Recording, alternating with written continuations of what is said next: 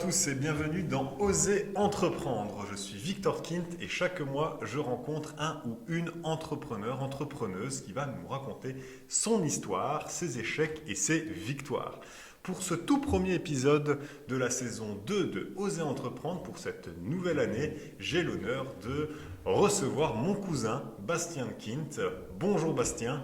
Bonjour Victor. Comment tu vas? Très bien. Allez, parfait. Très bien. Je suis très content de te recevoir pour ce premier épisode de cette nouvelle année, de cette nouvelle saison, puisque tu es dans le bâtiment. C'est la première fois que j'ai un entrepreneur du bâtiment et qui va nous raconter un peu son histoire. Je te laisse d'abord te présenter, pour ceux qui ne te connaissent pas, et expliquer aussi ton parcours et ce que tu fais maintenant. Ok, donc bonjour, moi c'est Bastien Tkint, donc le cousin de Victor. Je suis indépendant dans le bâtiment, dans le monde de tout ce qui est plutôt chape et béton, mais on se considère plus comme une entreprise générale dans le sens où on a bien bourlingué dans le monde du bâtiment, ayant été une formation de menuisier, puis étant passé en couverture, et puis en ayant fait 6-7 ans chez un patron qui faisait que de la chape. J'ai plusieurs cordes à mon arc, on peut dire comme ça. Donc si je peux définir mon entreprise, ce serait plutôt une entreprise générale, spécialisée dans les bétons et les chapes. Donc ça serait plus comme ça que je me décrire mon entreprise. Ok, très bien. Donc, tu viens de l'expliquer, tu as fait 6-7 ans pour un patron. Qu'est-ce qui a fait que tu t'es dit j'aimerais bien être mon propre patron et lancer mon entreprise dans le bâtiment?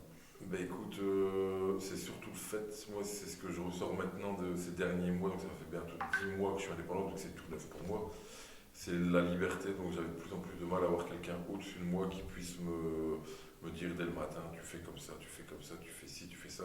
Alors qu'en tant qu'ouvrier, je me rendais bien compte qu'on pouvait aussi tirer notre épingle du jeu nous-mêmes et être à la même place que ce patron qui nous dictait tout de A à Z.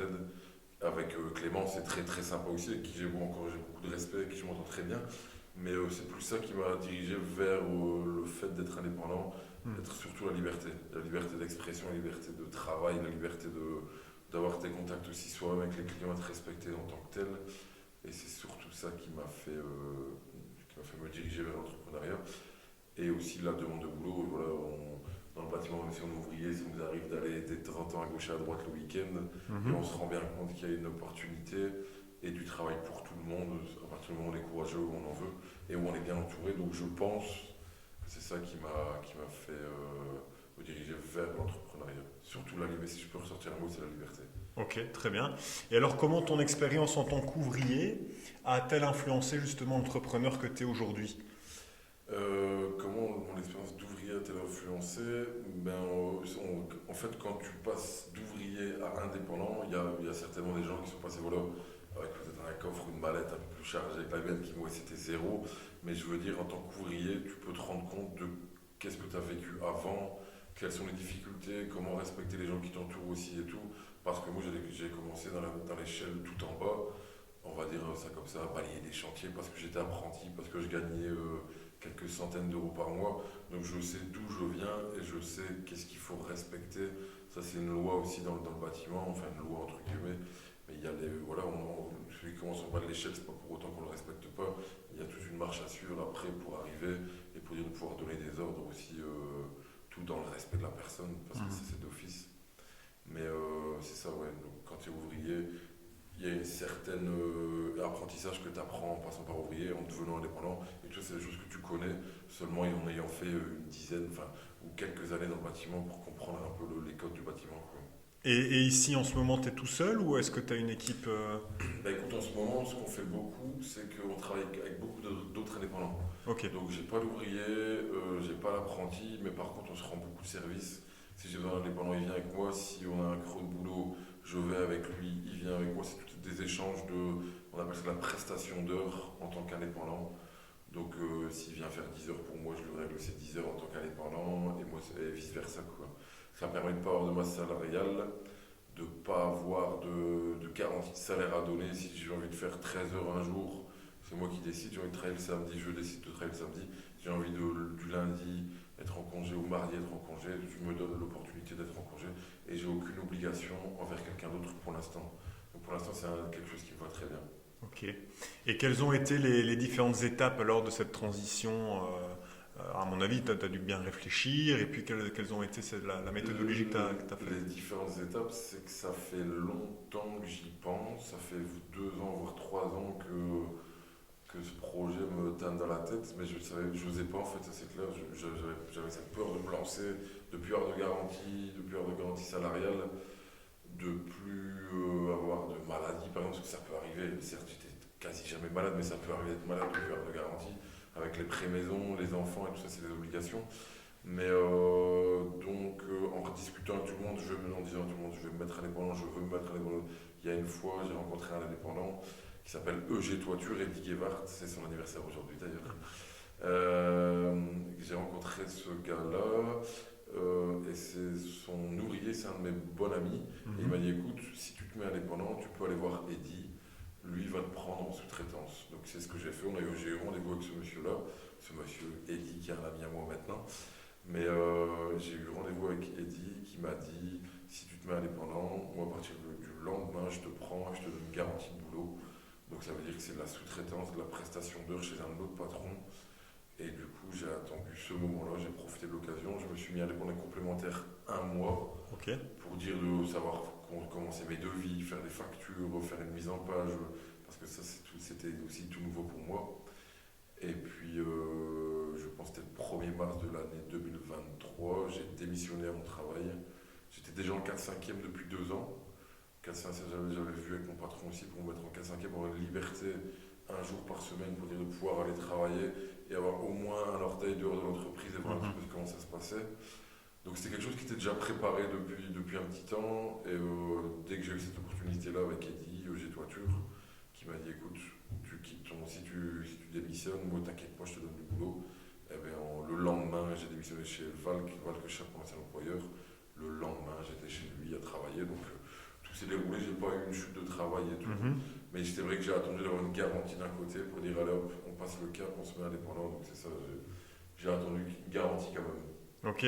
Et donc tu viens d'expliquer, tu as fait 4/5e, puis après, tu as pendant un mois été en indépendant complémentaire. Après, tu parles aussi de, justement, pendant ce un mois d'activité complémentaire pour apprendre un peu à tout ce qui était la gestion en fait, d'entreprise. Comment tu t'es, on va dire, éduqué sur cette matière-là? Bah écoute, éduquer, moi l'école et moi ça a toujours fait deux, on va dire, donc j'ai pas eu beaucoup d'apprentissage là-dedans. Par rapport au PC, on a toujours les bases, c'est bête, mais les bases de Word par exemple qu'on voyait en secondaire, c'est des trucs qui me sont revenus. Mais non, c'est juste en fait prendre le PC, ouvrir Word, trouver un exemple de devis, de facture, qui sont les mêmes pour moi, je change juste l'intitulé facture de vie.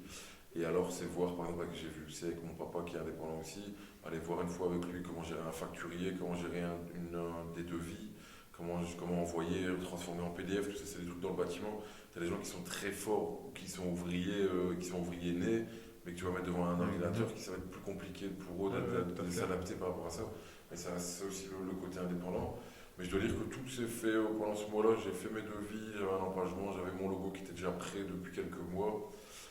Donc tout s'est fait normalement, mais je suis encore à l'ancienne. Je ne suis pas avec des applications où je dois tout taper, puis effacer, puis remettre. Mais je pense qu'après, avec le développement de l'entreprise, on passera sur un truc qui sera géré par une application. Je sais qu'ils font beaucoup ça, qui puisse gérer tes entrées, tes sorties et tout ça. Mais le premier mot, c'était surtout ça, l'apprentissage de se remettre sur l'ordinateur, taper un petit peu, travailler avec l'imprimante, sortir des papiers, remettre des papiers, trier les papiers, tout ça, c'est tout nouveau pour moi. Mais je veux dire, c'est encore quelque chose qui me plaît dans ce point de vue boulot-là. Je me suis fait un petit bureau à la maison qui a quelques mètres, je pense qu'il doit avoir 5-6 mètres carrés, mais c'est mon espace où j'ai mon imprimante, mon ordinateur. Et je dois dire que ça ne me déplaît pas de passer quelques heures dans ce bureau, quoi. Et tout ce qui est niveau de tout ce qui est gestion justement de l'argent de l'entreprise, comment tu arrives à gérer? J'ai une comptable. Ok. Donc j'ai une comptable qui gère ma comptabilité. Niveau Et de qui te l'argent, donne des conseils, qui etc. me donne des conseils, mais pas plus que ça, parce que pour l'instant, on dit toujours ça, enfin je dis ça aux comptables, c'est que j'ai une petite comptabilité dans le sens où je suis tout seul, je fais encore aussi beaucoup de sous-traitance. On on travaille avec d'autres indépendants, donc j'ai pas le Sécurex, l'ONSS comme pour les ouvriers par exemple et tout ça. Donc c'est, on va dire, des entrées, des sorties, des achats, des sorties.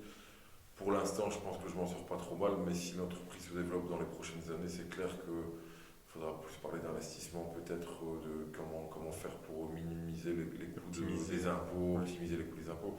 Mais comme je suis qu'à mon 10e mois, pour l'instant, tout est beau, tout est rose, mais je suis bien conscient qu'en plus on avancera dans les années qui suivent, que ça va être un peu plus compliqué, quoi.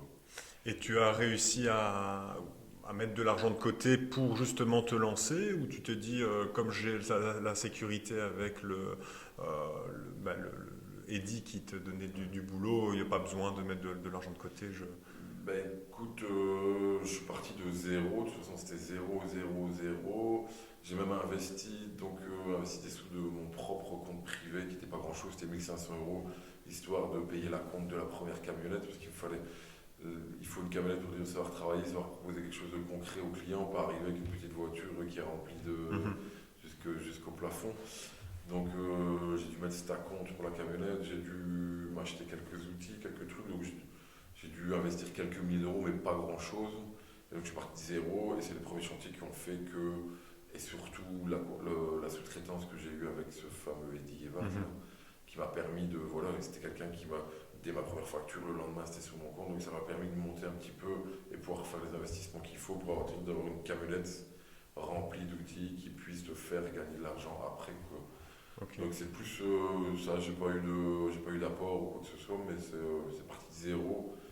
Et voilà. Et comment tu fais justement alors ta prospection commerciale? Est-ce que voilà, tu gères justement avec Eddy c'est lui qui te file les clients ou est-ce que toi tu fais ta propre prospection?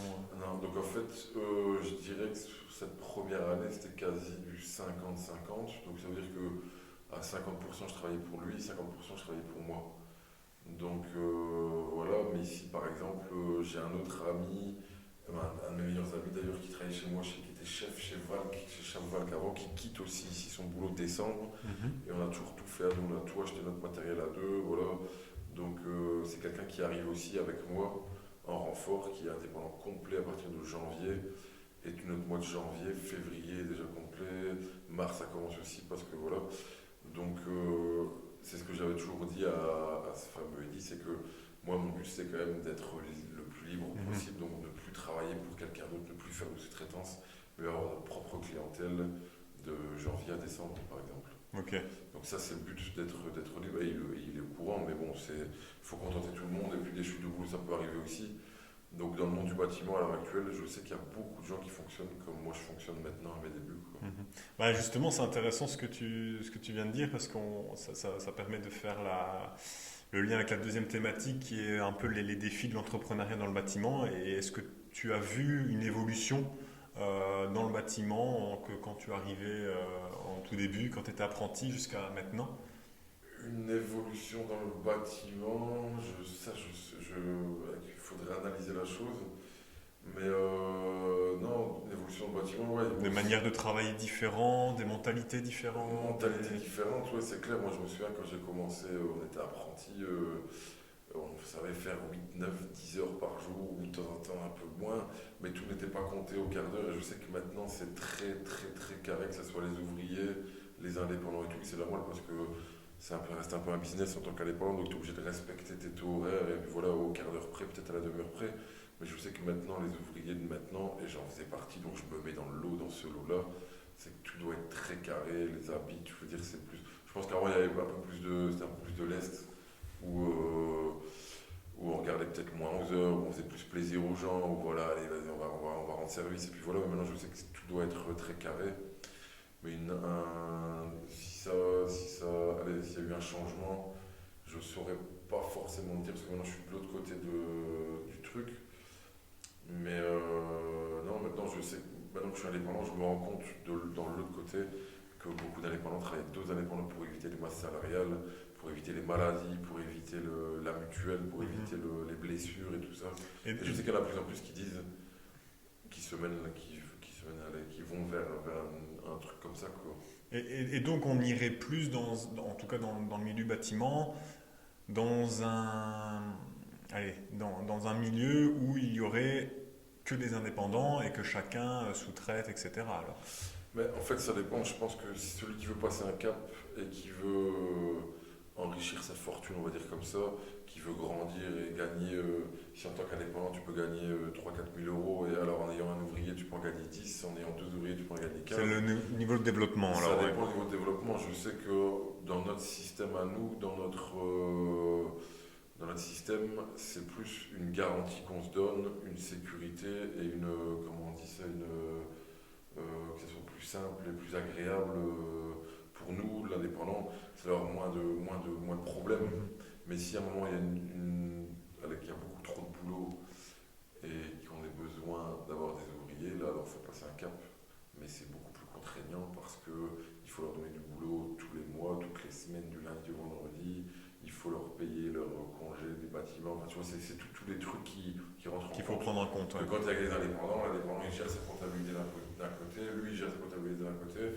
Tant que la tienne elle est bonne, ben, je veux dire c'est moins de tracas. Quand tu es en vacances, tu n'as pas l'ouvrier qui peut te dire ah, je me suis blessé en vacances, je ne pourrais pas revenir travailler. Donc c'est plus ça, mais ça on verra dans les années qui suivent. Si le boulot est là, je pense qu'on n'a pas le choix d'engager quand même des personnes en espérant qu'elles soient compétentes et qu'elles rendent le service qu'on leur demande. Quoi. Mais, Ok. Et est-ce que tu peux partager un défi en particulier que tu as dû surmonter et la leçon que tu en as tirée?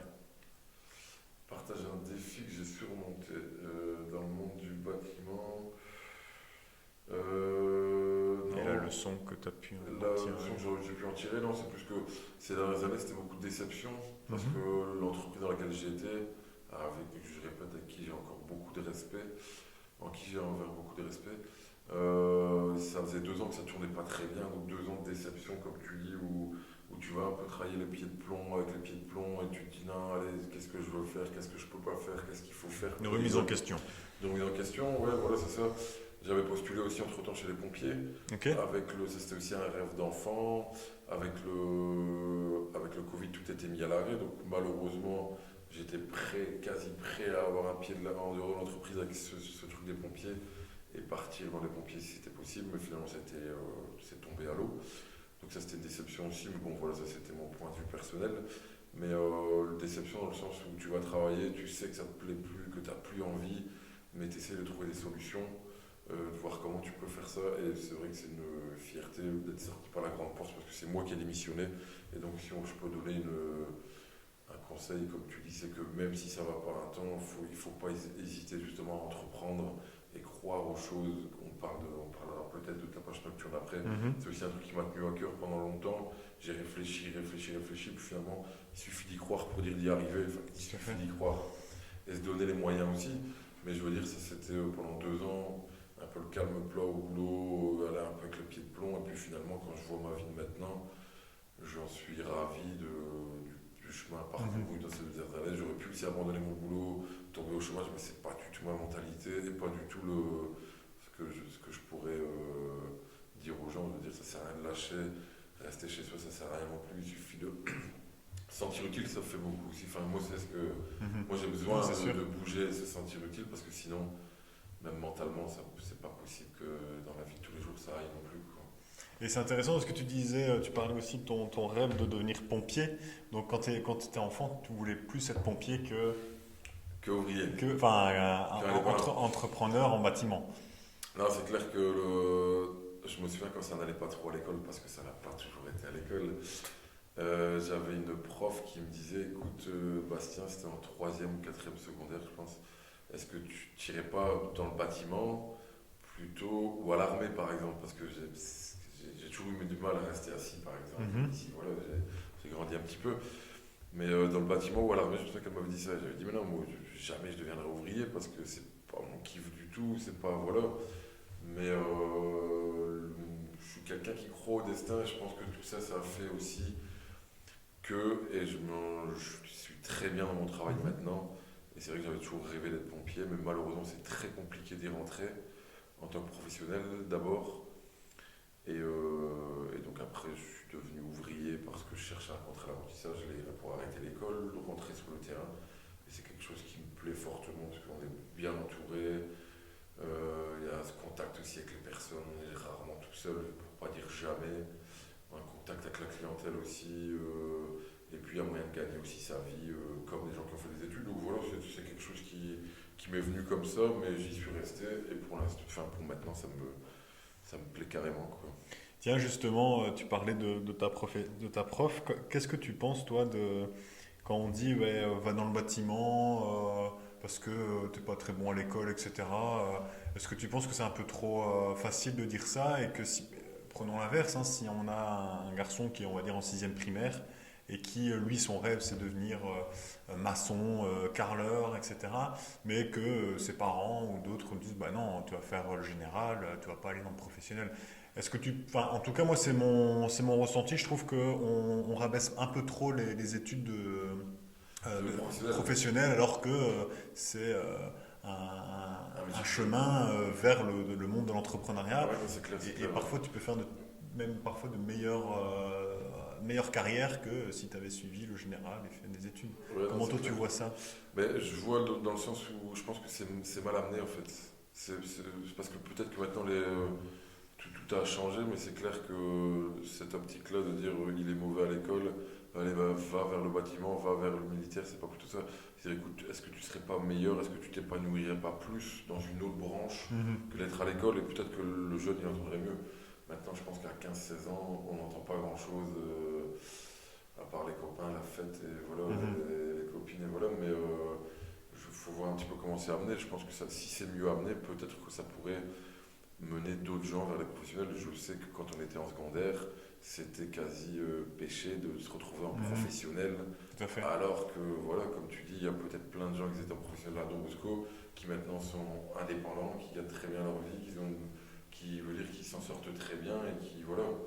Donc je pense que, ouais, ça c'est pas de mon ressort dans ce sens-là, mais ça devrait être mieux amené pour moi. Je veux dire, peut-être expliquer un petit peu mieux, et dire écoute, t'es pas mauvais, c'est pas parce que t'es mauvais à l'école, je dis pas ça, mais Ouais. parce Et que puis, tu qu'est-ce que c'est? n'arrives pas à te concentrer, ou Ouais. voilà, que c'est pas pour toi, on voit que c'est pas pour toi. Je pense que tu Mhm. t'épanouirais mieux, tu serais plus heureux, tu serais plus voilà, et c'est pas un souci pour toi parce qu'il y a plein de débouchés aussi. Tout à fait. C'est plus, là, c'est plus présenté comme une punition et dire écoute, t'es pas bon à l'école, Mhm. Tout va à fait. plutôt utiliser tes mains, sauf que voilà. Exactement.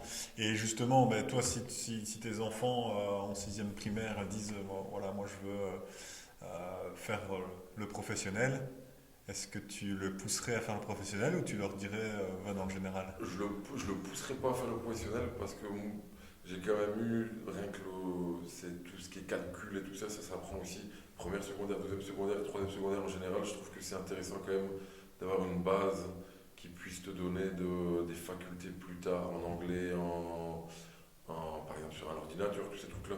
Donc je le pousserai pas, j'essaierai de le garder au maximum dans cette branche-là, mais pourquoi pas après Le faire premier spécial. degré alors. Au premier degré, j'aurais dit première, deuxième, troisième, pour dire d'avoir des bonnes bases. Je dis pas que les gens qui ont fait les professionnels n'ont pas de bonnes bases, mais c'est un petit peu plus poussé en général. Et après, si finalement, après ce temps-là, ça leur plaît pas, mais pas de problème. Moi, je serai là pour les Ouais. aider Ok. et le mener vers ce qu'il aime bien, parce que ça reste ça le principal aussi, quoi. Mhm. Et justement, en parlant de ça, pour redevenir indépendant, il n'y a pas un côté, il faut avoir son diplôme de gestion, un truc comme ça? Donc en fait, il faut avoir le diplôme de gestion. On peut l'acquérir en faisant, je pense, une septième en général. Ok. Par exemple, ça, on peut l'avoir comme ça. Ou alors faisant des cours du soir pour ceux qui n'ont pas avoir des cours du soir. Ou alors avoir une bonne compagne qui a un bon diplôme et le Ah, prendre à sa compagne. d'accord, ok. Ce qui est mon cas. Les petites tactiques. Voilà. Très bien. Une dernière question sur l'entrepreneuriat dans le milieu du bâtiment. Euh, je parlais un peu de l'évolution, si tu voyais un peu une évolution, etc. Mais on peut aussi parler d'innovation. Bon, le bâtiment est vraiment considéré comme un milieu plus traditionnel, mais ici, il y a des nouvelles technologies qui arrivent sur le marché. Est-ce que tu es déjà impacté ou est-ce que tu penses que ce milieu dit traditionnel va être impacté par cette innovation des nouvelles technologies? Nous, on reste encore fort traditionnel. Donc, Mhm. comme je te dis, avec notre petite équipe, notre petite camionnette, ça reste encore très traditionnel. Mais je sais qu'avec l'écologie qui augmente aussi, toutes ces maisons qui doivent être passives, les panneaux solaires, tous ces trucs-là, mais ça, c'est des choses que je ne connais pas, donc je ne pourrais pas t'en dire beaucoup plus. Mais à court terme, je ne pense pas qu'il y aura de gros changements, si ce n'est que toutes les machines devraient devenir électriques, par exemple, pour moins consommer de tout ce qui est machine à essence, machine au mazout et tout. Je sais que ça, il y a quelque chose qui est en train de changer, mais comme c'est tout nouveau pour moi, je saurais pas te répondre. Mais à court terme, je dirais plutôt ça par rapport à l'écologie. Mais après, je veux dire, le bâtiment, ça reste beaucoup un marteau, une pelle ou une visseuse, des trucs ainsi. Des choses que ça, je pense que dans 50 ans, ça existera encore, on en aura encore toujours besoin. Donc c'est quelque chose qui... Tu ne penses pas qu'il y aura des robots qui vont venir remplacer les ouvriers? Ça risque d'arriver, mais on fait beaucoup de rénovation. Et dans la rénovation, c'est beaucoup de changements. C'est pas sur du nouveau. Je dirais peut-être que les nouvelles maisons elles pourront être construites dans un atelier, venir être déposées, ça se fait déjà. Mais il y a beaucoup de rénovation dans le Tournaisis et partout dans le monde et en Belgique.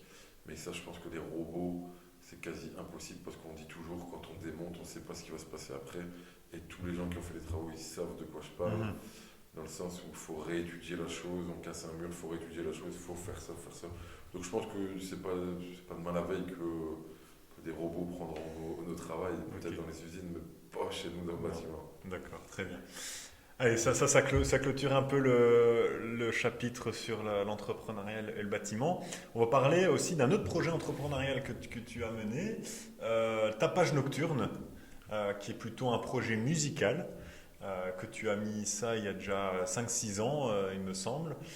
Peux-tu me parler un peu de ce que c'est Tapage Nocturne, ce projet que tu as mené bien avant ton projet Que j'ai mené bien avant et qu'on a mené ensemble. Et qu'on a mené ensemble, tout à fait. J'étais la communication de la page. Exactement. Bah écoute, Tapage Nocturne, c'est l'histoire de... Parce que il y a une histoire derrière, c'est le groupe des Iroquois, je sais pas, de toute façon toi Victor tu connais. Mais les autres ne connaissent pas. Vous ne connaissez pas. Donc les Iroquois, c'est un peu une déclinaison du groupe Tambour du Bronx, donc sur des fûts métalliques.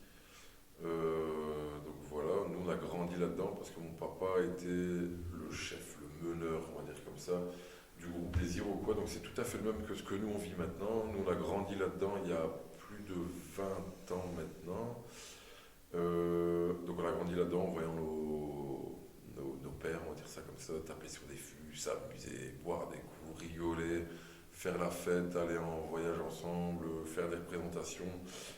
Et donc voilà, moi c'est un truc où j'ai toujours vu mon papa, comme je me répète, avec un sifflet et faire le pitre au milieu. Et c'est toujours un truc qui m'a tenu à cœur de recréer ce lien-là, en recréant un groupe avec les jeunes, avec les fils, avec les adhérents, et voilà. Et on a eu l'opportunité, en fait, une fois de faire quelque chose au Harby Farm Festival, c'était à Anserolles, où le patron, on va dire ça comme ça, de la ferme, nous a demandé, m'a dit, bah, est-ce que ça ne te dirait pas de créer un petit groupe pour l'événement? C'est l'occasion peut-être de vous lancer, donc c'est ce qu'on a fait. J'ai rassemblé, je pense, une quinzaine d'adhérents, en sachant que ça faisait déjà 2 ans que je préparais ce projet. Il y avait déjà un groupe Facebook qui était créé, sans rien de concret. Mais j'ai trouvé 10 ou 15 adhérents, des amis, de la famille qui sont venus. On a fait une première répétition qui s'est très très bien passée, une deuxième, une troisième, puis on a joué une première fois au Harby Farm. Et en fait, c'est là que l'histoire a commencé, les Tapage Nocturne. Donc on a recréé ce groupe.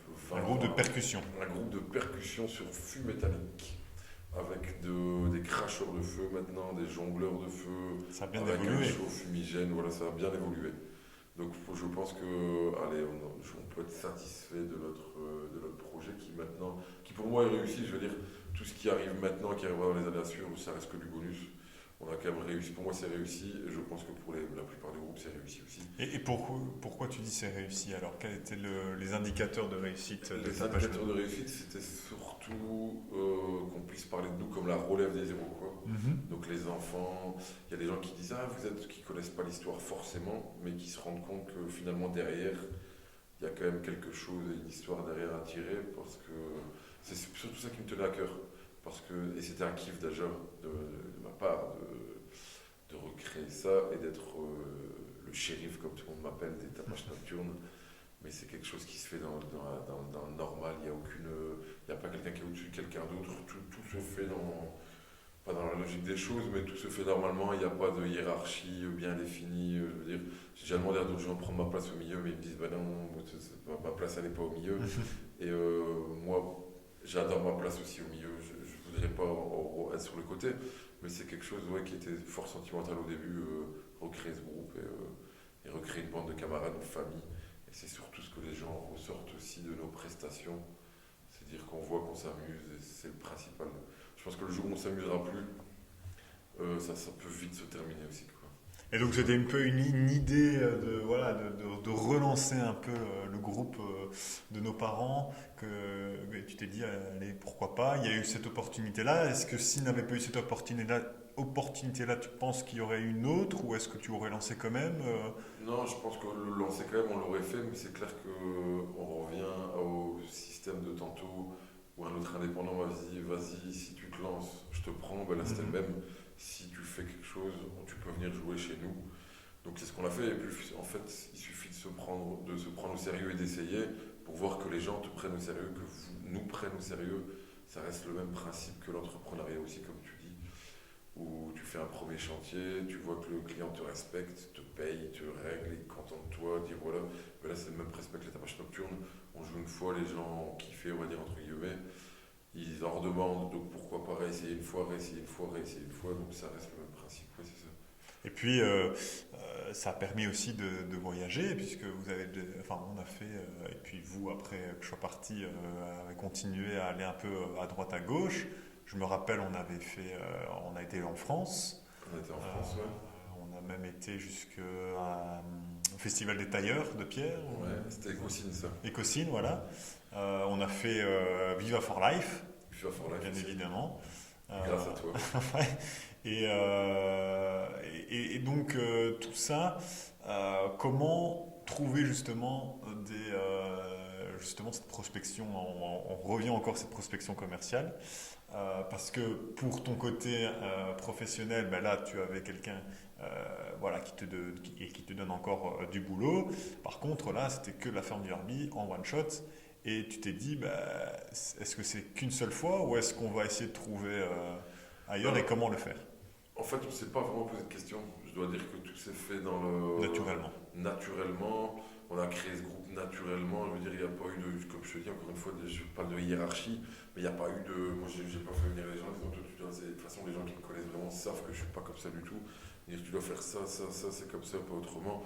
Tout s'est fait naturellement. On a créé ce groupe familial naturellement. Et on s'est pas réellement posé de questions. On a été là, on a joué, on s'est rendu compte que ça marchait. Et puis finalement, avec cette page Facebook que tu as tenue pendant longtemps aussi, pendant plusieurs années, avec un peu de communication, un peu de toutes sortes de choses ainsi, ça amène à des demandes, sachant que les réseaux sociaux, ça marche beaucoup et énormément en ce moment, enfin depuis quelques années d'ailleurs, et ça marchera encore mieux après, je pense, mais ce qui nous aide à avoir des trucs, des prestations. Mais ça reste aussi très familial. Pour l'instant, on revient un peu dans nos aventures parce que ça prend beaucoup de temps. C'est beaucoup d'investissement personnel. Et pour avoir un groupe, on est un groupe, je pense, de plus ou moins maintenant une petite trentaine d'adhérents. Si on compte tous ceux qui sont passés dedans, on doit être peut-être plus une petite cinquantaine d'adhérents. Mais les gens partent et reviennent. C'est le mot d'ordre que moi j'ai donné aussi au groupe et qu'on donne au groupe. C'est que si à un moment on en a marre ou que la vie privée prend plus de temps, va faire ce que tu as à faire, reviens après si tu veux revenir. Ou reviens boire un coup après avec nous, mais tout le monde est le bienvenu.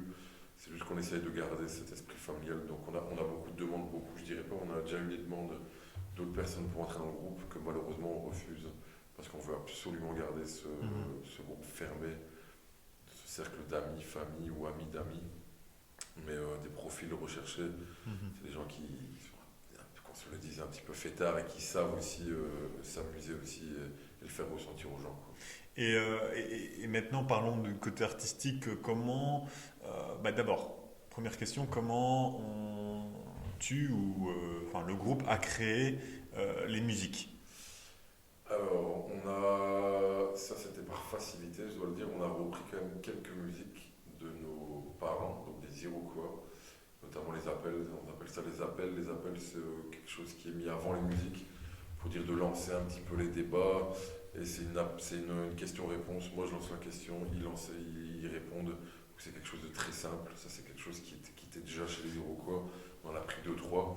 Et après, on en a créé quand même, je pense que le trois quarts du set, c'est des musiques que nous, on a créées à 4-5.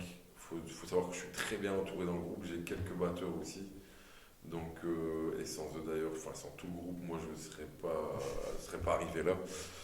Donc on a quelques personnes qui sont plus dans la musique que moi et qui eux sont plus forts en création. Et on a fait ça en fait tout naturellement aussi autour d'un verre au football de Velaine. En créant une musique, deux musiques, trois musiques. Et en fait on se rend compte que maintenant qu'on a cette structure de bidon, de gens habitués, avec nos pulls noirs, on va dire tapage nocturne, notre feu et tout, on pourrait encore intégrer ce qu'on voudrait. Je pense que ça marcherait. Et justement, la direction artistique, alors, parce que donc on parle des musiques, mais alors le logo, l'idée ben voilà, des pulls, des habillements, l'idée du show aussi, d'intégrer des cracheurs de feu, les échassiers, des jongleurs, etc. Faire avec des bidons en plastique. Voilà, qui est derrière toute cette créativité artistique Cette créativité artistique. Bah écoute, tout ce qui est, je reviens à ce que tu as dit en dernier, les bidons en plastique, les bidons en fer, ça c'était encore une fois, c'était quelque chose que nos parents, donc les Iroquois, avaient créé. Donc ça c'était déjà, on appelle ça les baseux. Donc ceux qui jouent avec le bidon en plastique, c'est pour faire la basse. Donc c'est un son très sourd, souvent ils tiennent le temps. Donc voilà, tout ce qui est artistique, tout, encore une fois, tout s'est fait naturellement. J'ai une fois, ça c'était mon idée, ou je sais, enfin bref, ça c'est peu importe. On a fait venir une fois un cracheur de feu à une répétition et on lui a demandé d'apprendre à cracher du feu aux membres de l'équipe. Donc voilà, donc il y en a deux ou trois qui étaient ressortis du lot, qui disaient moi je veux bien encore cracher, je veux bien essayer, tout ça. Mais on s'est rendu compte que c'est quelque chose de très dangereux pour la santé, physiquement et tout aussi. Donc on s'est plus mené vers des cracheurs, on va dire entre guillemets professionnels, donc qui viennent cracher avec nous. Bah, c'est justement, je pense que tu connais la famille Timmerman, qui crache pour, ils ont une confrérie carnaval, et je ne saurais plus dire leur nom, c'est pas grave. Okay. Mais donc c'est des gens de l'extérieur qui viennent cracher pour nous. Okay. Et donc toute la logistique, c'est créé. C'est plusieurs membres de l'équipage, on va dire, de tapage nocturne qui amènent leur pied à l'édifice, qui disent on va jongler, moi je sais jongler, moi je sais faire ça.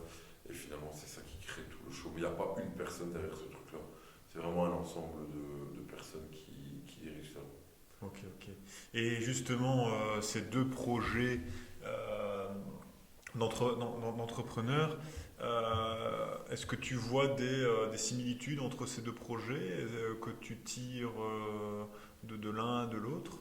Ben, les similitudes, c'est pour l'instant, j'ai pas d'ouvrier et c'est pas du tout le but dans les prochains mois. Mais je veux dire, c'est plus le fait d'être écouté. Donc moi, je reste dans les tapages nocturnes, celui qui est au milieu, celui qu'on va dire, entre guillemets, il donne des ordres, mais venant de ma part, c'est des ordres assez gentils. Mais en tant qu'entrepreneur dans le bâtiment, tu peux aussi te retrouver à... ça m'arrive d'avoir d'autres indépendants qui viennent pour moi, où on se retrouve à 4-5 sur le même chantier. Ça reste quand même la personne qui a le client qui doit donner des directives. Donc c'est plus savoir, tout en respectant les gens, donner des ordres et que tout le monde soit satisfait et avoir un bon retour de ces personnes-là. Je pense que le tapage nocturne, c'est le même aussi. C'est ça qui peut ressortir de ma personne, je pense, et j'espère, sans me lancer des fleurs, mais c'est que tout se fait dans le naturel et je suis bien entouré sans devoir crier ou donner des ordres, ou je veux dire toi tu vas faire ça ou ça. Tout se fait naturellement. Ok. Je pense que ça peut être la similitude des deux. Imaginons, j'ai une équipe dans 3 ans, si on se devait se revoir, j'ai une équipe de 10 ouvriers, ce qui sera certainement pas le cas, parce que c'est pas le but. Une équipe de 10 ouvriers et les tapages nocturnes de 20 hommes, ça reste, j'ai une gérance d'hommes et d'équipes qui doit se faire toujours dans le respect de l'autre et que tout le monde prenne un petit peu d'amusement aussi. Même dans le professionnel, il faut que tout le monde s'y retrouve et que soit content de se lever le matin pour dire d'aller travailler aussi. Ok. Et justement, on parlait des réseaux sociaux de tapage nocturne. Est-ce que tu utilises aussi les réseaux sociaux pour Kint Construct?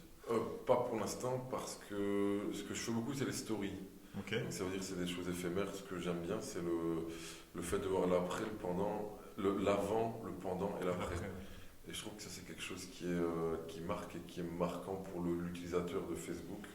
Même moi, je veux dire, je suis indépendant maintenant, Mais j'aime voir beaucoup de chantiers qui sont des photos avant, pendant, après, même quand c'est le rush ou quoi, les gens se rendent compte et après on voit, on dit ah ouais, c'est quel boulot qu'ils ont fait. Donc c'est plus ça. Et étant toute seule, j'avais commencé à faire de la pub, mais j'ai stoppé un petit peu parce que beaucoup de demandes peuvent tuer la demande dans le sens où il faut répondre à tous les devis, à toutes les demandes. Mhm. Et donc ça c'est quand même quelque chose qui doit s'assumer. Donc pour l'instant je fais pas trop de pub personnellement. Parce Sur que les tu n'en as réseaux. pas besoin. Parce que j'en ai pas besoin pour l'instant, mais peut-être que par après, ouais, créer une page Facebook et mettre des trucs plus concrets avec une vraie publication en remerciant les clients et tout ça, peut-être ça devrait arriver, ouais. Mhm. Et justement, donc ici, tu es complet, enfin, tu as du travail jusque mars. Le fait de ne pas voir après mars, ça ne te fait pas peur? Euh, Pas du tout. Non. Ça laisse justement une petite bouffée d'air dans le sens où parce que je sais que je reviens à mon ancien patron, Chap Valk. Je pense que lui était victime de son succès dans le sens où son entreprise a explosé à un moment. Demande d'hommes, on s'est retrouvé à plus de 20 ouvriers, je me souviens. Et il suffit d'avoir quelques mois de chute de boulot ou de non suivi de peut-être de la masse salariale ou quoi qui peuvent te faire chuter, quoi. Mhm. Donc là pour l'instant, je suis pas surmonté par le travail. J'ai beaucoup de boulot, j'ai beaucoup de remises de prix à faire, quelques factures aussi, enfin des factures aussi bien sûr. Mais ça me permet d'avoir aussi une bouffée d'air, de se dire on verra après. Et je ne suis pas inquiet du tout parce que on est bien entouré d'autres indépendants qui ont aussi du boulot, qui recherchent aussi d'autres indépendants. Donc ça, on va dire que c'est Ouais. une sûreté que nous, indépendants, quand on travaille tout seul, on peut se donner. Et surtout respecter les gens qui t'entourent dans ce monde du bâtiment parce que ça peut aller très vite aussi dans l'autre sens, quoi. Et du côté de ta page nocturne, est-ce que vous avez des dates? Écoute, on a un comité tapage, on appelle ça comme ça, et on a un président aussi, Ok. Yann Pirotte. C'est d'ailleurs grâce à lui grâce à lui et son papa, qu'on peut avoir notre local de répétition. Local de répétition, j'ai bien local, mais c'est plus la pelouse et le terrain de football et la buvette. Donc on peut profiter de toutes les installations du foot. Et c'est lui qui gère toutes les demandes. Ok. Parce que moi j'avoue qu'avec mon début d'entreprise, gérer les mails, les trucs et tout ça, on a trouvé un terrain d'entente avec lui. Et il gérait déjà avant de toute façon, mais qui fait ça d'une main de maître, qui est très sectaire. Donc c'est lui qui sait. Je suis un peu au courant, mais je sais qu'on en a quelques-uns, mais je ne saurais pas te les citer. Ok. Mais c'est pas grave parce que justement, j'allais justement te poser la question de comment gères-tu l'équilibre entre ton entreprise et le projet de ta page nocturne. L'équilibre entre les deux, Les deux. j'y reviens. Donc moi, mon entreprise, je la gère tout seul, c'est d'office, je suis tout seul en entreprise. Et tout ce qui est tapage nocturne, après moi je suis quelqu'un aussi qui aime bien les réseaux sociaux, qui surfe aussi souvent sur la vague des réseaux sociaux. Donc je suis plus dans le côté communication, ça c'est quelque chose qui m'intéresse aussi, mettre un beau message avec quelques smileys et montrer aux gens que voilà, faire des belles photos, publier des belles photos. Donc ça c'est plus mon kiff par rapport à la page, mais tout ce qui est suivi, on va dire de clientèle tapage nocturne, si on peut appeler ça clientèle tapage nocturne, ça c'est Yann Pirotte qui gère tout ça, qui gère les demandes, les devis, parce que finalement il y a aussi des devis, des remises de prix, parce que c'est pas toujours les mêmes. Si on se déplace en bus par exemple, il y a un supplément pour le bus. Si on se déplace, il y a aussi des repas à fournir pour le groupe, il y a aussi des boissons à fournir pour le groupe, donc c'est tout aussi c'est aussi gérer ça. Il y a aussi quelques comptabilités, une comptabilité à gérer là derrière, quoi. Donc ça c'est pas moi qui gère, Ok. quelqu'un d'autre. Ok, très bien. On va passer maintenant au côté plutôt philosophique sur ta vision de de l'entrepreneuriat et de la société. Déjà, pour toi, quelles valeurs sont cruciales dans le monde de l'entrepreneuriat? Le respect, ça c'est ce que moi voilà, c'est qu'on se retrouve à une table avec un monsieur qui a 10 millions d'euros dans sa poche ou un autre qui en a 1000 et qui galère pour les avoir peut-être, mais c'est toujours avoir un respect de la personne. Et ça c'est quelque chose qui me tient fort à cœur, ouais. C'est de plus le respect des Mhm. personnes qui t'entourent. Et comment tu vois justement la société entrepreneuriale en Belgique? Est-ce que tu trouves qu'on pousse bien les personnes à entreprendre? Est-ce que tu trouves que bah, justement on ne pousse pas assez? Euh, Parler des aides, est-ce que tu es au courant de certaines aides? Est-ce que tu en bénéficies? Est-ce que tu trouves qu'il n'y en a pas assez? Voilà, quelle est ta vision sur l'entrepreneuriat en Belgique? La vision sur l'entrepreneuriat en Belgique, bah écoute, comme je me répète, mais moi c'est tout nouveau pour moi. Donc les aides, pas que je le sache, moi je ne connais pas d'aide, il doit en avoir, c'est clair. Je sais que par exemple, moi je me suis mis une certaine somme par mois en garantie de revenus. Donc ça c'est avec ma banque par exemple. Si je me blesse, eh ben, ils peuvent me payer une certaine somme par mois. Donc ça c'est quelque chose, c'est une garantie qu'on donne, mais on doit quand même la payer cette garantie, on va dire par mois. Après, je sais en discutant avec beaucoup d'indépendants, ils disent qu'en Belgique, c'est beaucoup taxé et qu'il faut faire très attention, qu'il faut faire des frais, qu'il faut avoir une bonne comptabilité, qu'il ne faut pas, on va dire, imaginons on a 50 000 euros sur le compte, pas dépenser les 50 000 euros parce que les impôts vont revenir, faire attention et tout ça. Donc ça c'est quelque chose qui est encore une fois tout nouveau pour moi et je pense que je me rendrai compte dans l'année à suivre. On dit que c'est beaucoup après 3 ans. Mhm, tout à fait. Donc après 3 ans, là on sait un petit peu cibler les besoins de l'entreprise et ce qu'elle peut coûter. Voilà quoi. Pour l'instant, on va dire que tout est beau, tout est rose de mon côté. J'ai pas encore trop de retours par rapport à ça. Mais j'avoue que comme c'est nouveau, je saurais pas t'en dire beaucoup Et plus. plutôt sur la vision de l'entrepreneuriat du Belge, est-ce que tu penses que on a une bonne vision de l'entrepreneuriat? Ou est-ce que tu penses que quand tu parles de tes projets, etc., à d'autres personnes, bah, on te dit ouais, je pense pas que ça va réussir, etc. Est-ce qu'on est plutôt pessimiste, optimiste, etc. Bah écoute, c'est deux sont deux oreilles comme on dit là, mais il y a des gens qui vont te soutenir et qui vont dire ouais, faut le faire, il y a du boulot. Mais il y en a beaucoup qui disent fais attention, les garanties, c'est très difficile. Donc ça, je pense que c'est 50-50. Des gens qui me soutiennent et qui me disent voilà, et d'autres pas qui me soutiennent pas, mais qui disent moi je le ferai jamais parce que j'ai trop peur de me lancer, ou alors qui disent pas j'ai trop peur, mais qui disent non, non, moi je veux garder mes garanties, je suis très bien comme ça. Et ça, on est tous des personnes différentes, toi tu es entrepreneur aussi, mais il y en a qui vont se contenter d'aller travailler tous les jours tranquillement, d'avoir leur vie tranquille à 16 heures, leur téléphone il sonnera pas de toute façon, parce que, sauf pour le patron. Mais je veux dire, c'est une garantie que les gens se donnent. Et voilà, après, la vie, elle est belle pour tout le monde. Je veux dire, que tu sois ouvrier ou entrepreneur, c'est plus la vision des choses de chacun qui change. Quoi. Mhm. Mais je pense que ouais, il y a beaucoup de gens qui ont peur de se lancer. Mais il suffit d'être entouré aussi. Je vois, allez, je reparle d'un de mes meilleurs amis, là, Cédric Tonneau, qui vient de se lancer, c'était Construct. Je sais que s'il n'était pas trop se mettre indépendant, et le fait de voir que moi ça marche, et en talent un petit peu, parce que j'avoue que je lui ai mis un petit peu, je lui ai dit allez vas-y, on va réussir, ça va aller. Et maintenant je vois que 6 mois après il est indépendant. Donc en quelques mots la vision peut changer, ça dépend de l'entourage aussi.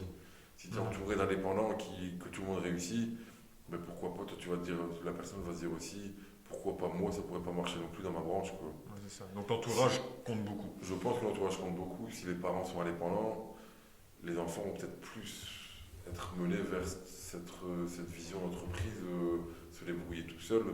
Si maintenant les parents sont ouvriers, que voilà, tout le monde s'est très bien contenté comme ça, bah, je pense peut-être qu'ils auront du mal à passer le cap, peut-être, Mhm. mais ça c'est ma vision aussi. L'entourage fait beaucoup aussi, je pense. Et est-ce que justement bon, même si c'est tout récent, est-ce que ta vision personnelle a changé de l'entrepreneuriat? Ma vision personnelle, ben, elle a changé dans le sens où pour moi ça paraissait très complexe, Mhm. très difficile. Et puis l'entrepreneuriat, moi j'ai toujours vu d'autres personnes qui m'employaient, c'était eux les patrons.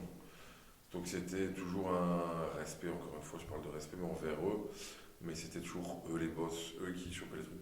Maintenant c'est un peu le contraire, dans le sens où moi je suis à leur place, à une infime échelle, hein, donc je suis à leur orteil, leur pied, je veux dire ça comme ça. Mais être passé de l'autre côté, c'est clair que c'est gratifiant et c'est quelque chose qui me plaît beaucoup qu'on puisse dire voilà, tu étais patron de ta propre Mhm. entreprise. L'argent qui rentre sur ton compte, c'est toi qui l'a fait rentrer. Je veux dire, c'est quelque chose. Et surtout ce contact avec la clientèle qui est intéressant aussi. Et aussi faire des factures, voilà, que les gens soient contents, que tu puisses recevoir un mail. Écoute Bastien, merci pour le travail, c'était très bien. Mhm. Je vais te conseiller à d'autres gens, tout ça. Et c'est à ta personne qu'on dit ça et c'est pas pour quelqu'un d'autre. qu'en tant qu'ouvrier, en fait, on peut dire ça, mais le remerciement, ils vont aller vers qui? Surtout vers le patron, quoi. Ok. Et à l'inverse, dans ta vie de tous les jours, dans ta vie personnelle, est-ce que le fait d'être entrepreneur t'a, je sais pas, fait pousser d'autres qualités ou une approche différente dans la vie de tous les jours ou même je sais pas, dans la gestion quotidienne? Pas spécialement, je dirais pas. Pas encore. Ce que j'espère, c'est que, pas, ou pas encore, ouais, c'est ça. Je sais qu'il y a beaucoup de gens, non pas beaucoup de gens, mais il y a des patrons qui, au plus leur entreprise se développe, leur mentalité change, ils changent un petit peu, un petit peu hautain et tout. Mais ce que j'espère, et je suppose que ça ne deviendra pas, hein, mais c'est que moi je reste moi-même dans 10 ans si l'entreprise se développe et que je sois encore la personne lambda que j'ai toujours été, qui a beaucoup d'approche avec tout le monde. Et je veux dire, pas être au-dessus des autres. Et voilà, ça, c'est tout ce que j'espère. Et pas se développer négativement, mais je pense que ce ne sera pas le cas. Mais changer, non, j'ai pas, ou quelque chose, j'ai pas l'impression. Il faudrait peut-être parler aux gens qui m'entourent, à ma compagne par exemple, qui pourraient dire peut-être qu'il a changé. Je sais pas. Ok, ça va. On va parler maintenant des conseils pour les futurs entrepreneurs ou entrepreneuses.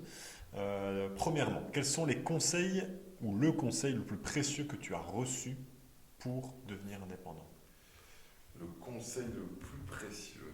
Donc tu te dis, ah ça c'était un bon conseil, je Ça, l'applique maintenant.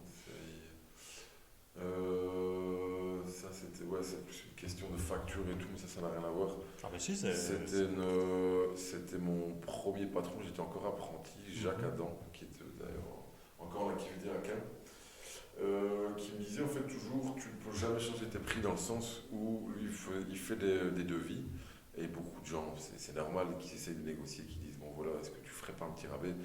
Et lui, ce qu'il m'a toujours dit, c'est que si on fait un rabais, ça veut dire qu'à la base, tu volais le client dans le sens où, si, imaginons, il y a un devis à 10 000 euros, on dit, ben, ok, pour 8 000 euros, je vais venir te le faire, ça veut dire que les 2 000 euros qui est entre les 8 000 et les 10 000, ça veut dire que c'était un petit peu dans le sens, c'était du vol, parce que si tu viens pour 8 000, tu gagnes quand même ta vie et tout ça. Donc pour rester cohérent, c'est une ligne de conduite que je me donne, c'est que pas que je déteste, mais je baisse jamais les prix dans les devis. Le prix, c'est le prix. On peut faire quelques petites fleurs, voilà, offrir quelque chose en plus, si on veut quelques heures de travail en plus, voilà, mais le prix reste le prix. Et ça, c'est quelque chose qui, j'essaie de respecter, c'est une ligne de conduite que je me donne, et je dois dire que ça marche parce que le client, il dit, bon voilà, ok, ton prix, c'est ton prix, on laisse ton prix, puis voilà, c'est comme ça, et il ne change pas, quoi. Ok. Donc ça, c'est quelque chose qui me sort de la tête. C'est très intéressant. Et maintenant, si tu pouvais revenir en arrière, donc il y a quelques mois, puisque c'est en mars, c'est ça? En mars, donc c'est récent, Ouais. il y a 10 mois, février, donc je me suis mis en février. Donc, Ouais. Bah, ça va faire plus ou moins un an bientôt, Voilà. 10 mois. Si tu pouvais revenir en arrière, y a-t-il quelque chose que tu aurais fait différemment au début de ton parcours entrepreneurial? Que j'aurais fait différemment. Ou pas? Bah écoute, pas spécialement, je dois dire que je suis assez satisfait de la première année.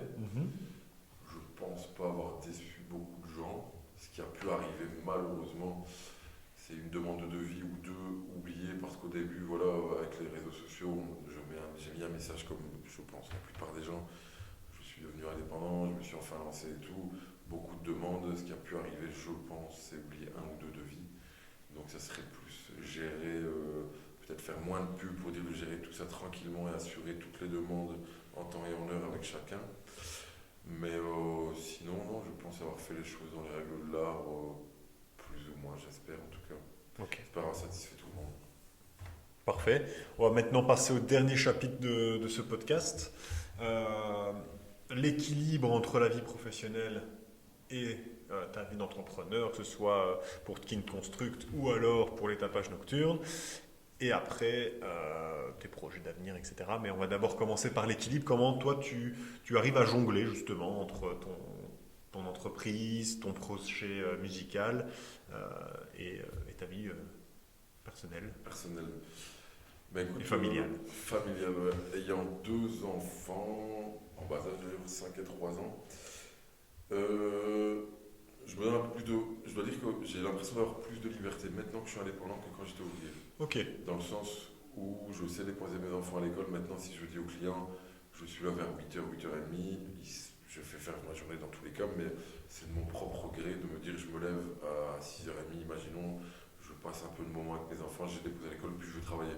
Donc ça, je dois dire que bizarrement, j'ai l'impression d'avoir plus de temps pour moi maintenant que je suis indépendant que quand j'étais ouvrier, parce que j'ai plus cette obligation d'être à 5h30 au travail jusqu'à je ne sais quelle heure, où tu es obligé de te justifier parce que tu dois aller chercher tes enfants, où tu es obligé de te justifier parce que tu as un rendez-vous quelque part, où tu es obligé de te justifier pour certaines choses.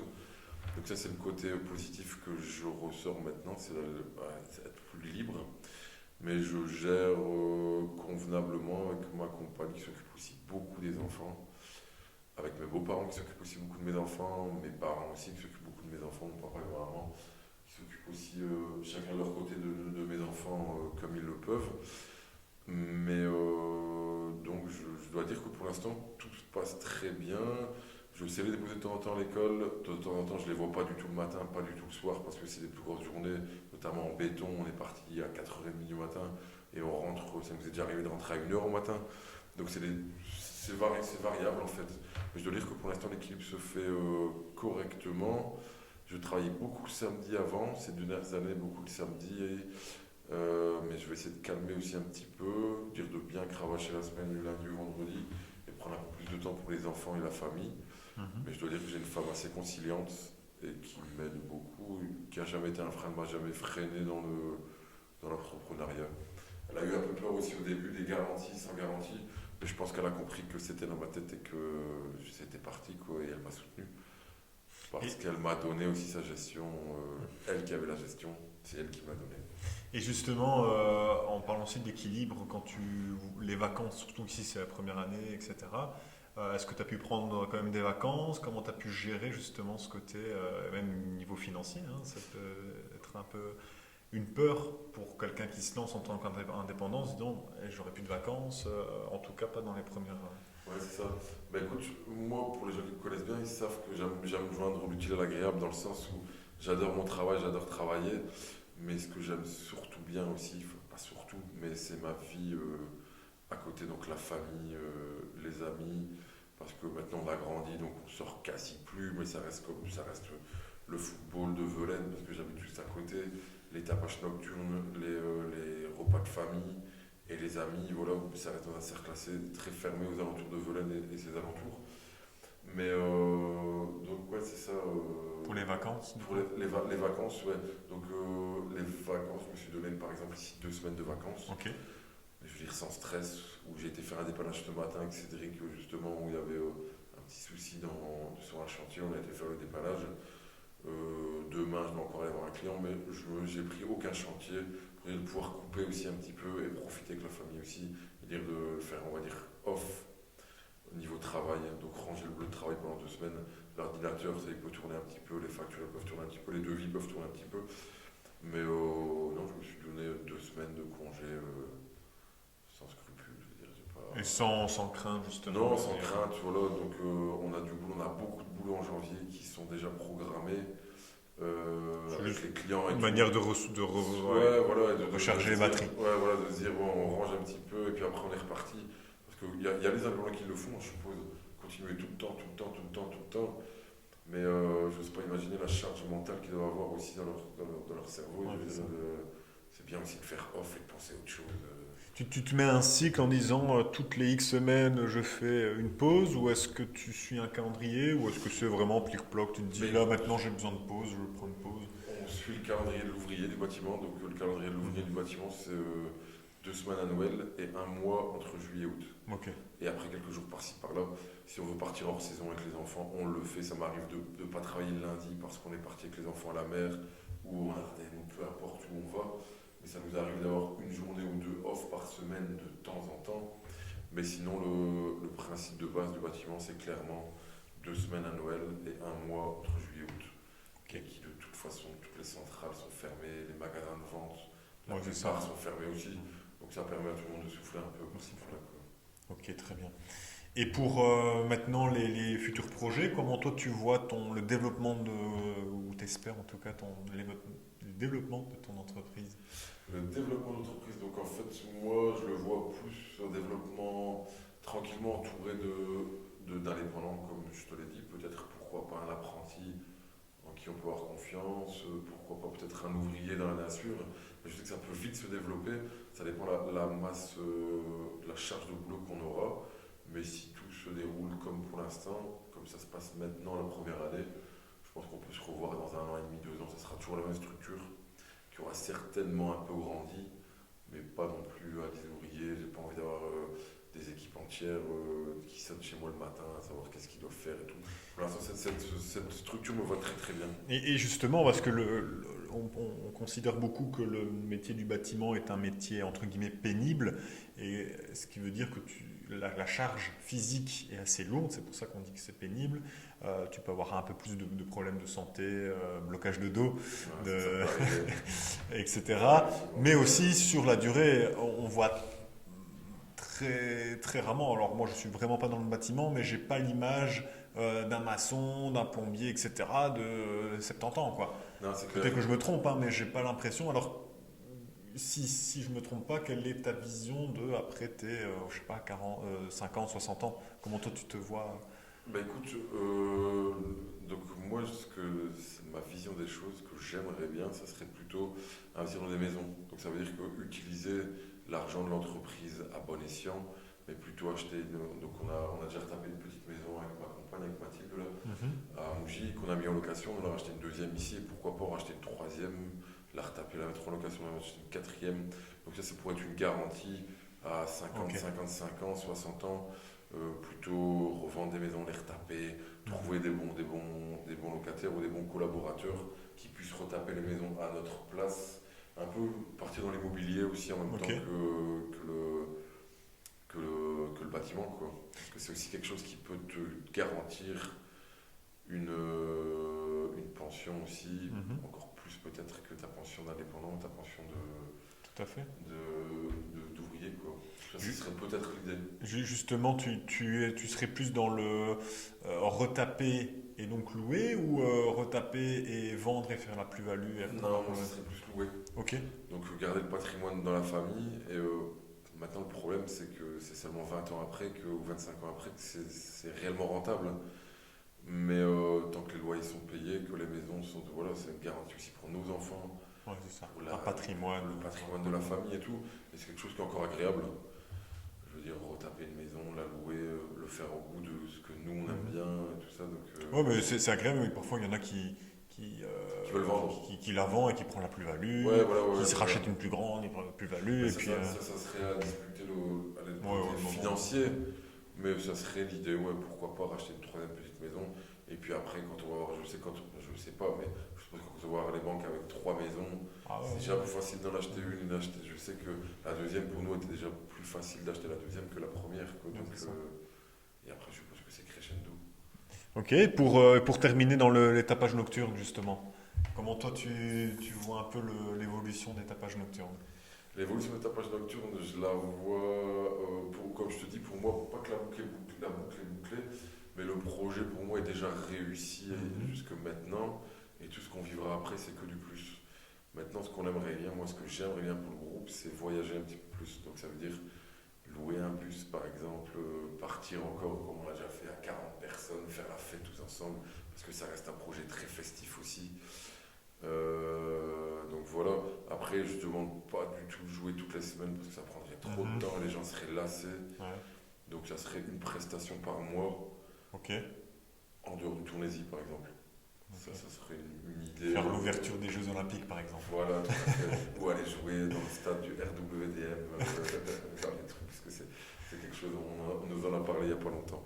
D'accord. Mais non, ça serait plus voyager 2 ou 3 fois par an avec le groupe, pouvoir rendre le service que tout le groupe rend à tout le monde, parce qu'il faut savoir que c'est bénévole, tout le monde est bénévole. Mhm. Donc les cachets qu'on touche, on réinvestit tout dans le groupe, notamment pour les bâtons, ça coûte très cher aussi. Mhm. On essaie de faire plaisir au groupe de temps en temps, faire des soirées à thème, ramener des pizzas pour tout le monde, voilà. Donc ça serait plus remercier l'investissement de tout le monde en voyageant un petit peu. Et justement, tu ne vois pas de côté financier dans ce projet en disant pourquoi pas essayer de se développer, d'être présent sur les réseaux sociaux, de faire du chiffre et comme ça rémunérer un petit peu chaque personne. Je pense que c'est très compliqué parce que si on doit rémunérer quelqu'un, c'est 25 personnes. Et donc, pour Ouais, rémunérer il faut faire, 25 personnes, même pour que chaque personne gagne 50 euros, c'est déjà énorme. Et encore 50 euros, c'est ce que les gens vont dépenser dans une soirée. Donc, je pense que le côté lucratif pour ce pas... truc-là, il est oublié depuis longtemps et on sait que ça sera pas possible, quoi. Ouais, c'est ça. Peut-être que 8 personnes, un groupe entre 5 et 10 personnes, Ça pourrait fonctionner. très assidus, très entraînés et tout, on pourrait peut-être dire de gagner un petit peu. Mais Mais là- c'est pas du tout le but, pas du tout le but recherché. Non, mais justement, le fait de remettre de l'argent dans ce que vous gagnez dans Dans la le trésorerie, groupe, ouais. ça peut aussi permettre un effet de levier. Ça peut permettre aussi d'avoir payer, par exemple, une agence de communication pour faire, pour, pour faire la communication, etc., pour avoir un peu plus de visibilité, puis après, un nouveau matos, un nouveau show. Mais le problème, c'est que ça prend beaucoup de temps et je suis pas certain que ça pourrait te les faire chercher, mais il faudrait, comme tu dis, cet effet de levier où on passe le cap sans s'en rendre compte en fait d'un truc, et puis un deuxième et un troisième, Ouais. ouais. Mais te dire que maintenant on recherche Ouais, c'est la pas... popularité et dire de faire toutes les semaines, non, c'est pas. Ou alors faut devenir un truc guillemets semi-pro, mais je pense pas qu'on pourrait le devenir un jour non plus. Ça reste. Ça reste Je pense que ça ludique, restera aussi. familial. Ouais, voilà, je pense que c'est le but recherché. Ok, très bien. Maintenant, si tu sais nous avoir des contrats une fois par mois en France ou Ah ouais, ouais. en Allemagne ou aux Pays-Bas, on n'est pas contre. Hein. Mais pour l'instant, c'est pas le. On pourrait pas dire de jouer toutes les semaines. Quoi. Ok. Très bien. Mais pour terminer, je termine toujours le podcast, l'épisode, avec le conseil que tu pourrais donner aux futurs entrepreneurs et entrepreneuses. Le conseil que je pourrais donner, c'est croire en soi, en fait, c'est croire en ses projets, croire en tout ce qui se passe par la tête. Donc ça veut dire que s'il y a des gens qui pensent faire quelque chose, mais qui pensent ne pas y arriver, je pense qu'il faut essayer. Parce que de toute façon, on n'a qu'une vie et que tant qu'on n'essaie pas, on ne sait pas si on réussira ou non. Donc toutes les gens qui espèrent faire quelque chose, il y a un temps pour tout. Je veux dire, il ne faut pas se lancer trop vite non plus, mais préparer un peu le terrain. Et pas hésiter à se lancer dans le sens où, voilà, essayer, même si moi, dans les années à venir, finalement, j'ai une chute de travail et que je dois retourner de l'autre côté du système, voilà, bah, écoute, au moins j'aurais tenté la chose et je sais que j'aurais essayé. Pas de regret. Pas de regret, au moins, c'est ce que je pourrais conseiller aux gens, ouais. D'avoir du respect envers les gens qui nous entourent, quels qu'ils soient, et surtout oser entreprendre, comme tu dis. En fait, c'est un peu le thème Du podcast, du tout à fait. podcast, mais c'est clair que c'est ça, c'est croire en ses projets, et puis voilà, au moins on n'a pas de regrets, quoi. Parce que celui qui ne fait pas à la fin, il se dira, mais j'aurais peut-être dû le faire, mais finalement, ouais, faites-le et vous verrez bien comment il faut quelques garanties sur le côté, quoi, mais osez entreprendre. Eh ben voilà, parfait. Ben merci beaucoup, Bastien, pour cet échange. Merci à toi, On a tenu 1h08. 1h08, j'avais dit Voilà. 45 minutes. Ben voilà, Tu vas soutenir 1 heure, très content. Pour terminer, je te souhaite plein de succès pour cette nouvelle année. Et merci beaucoup. Et j'espère de la prospérité dans tes affaires et de l'amusement dans ta page nocturne. Un grand merci Victor, merci à tous de m'avoir reçu. C'était Allez, chouette. merci Bastien, à bientôt. Merci.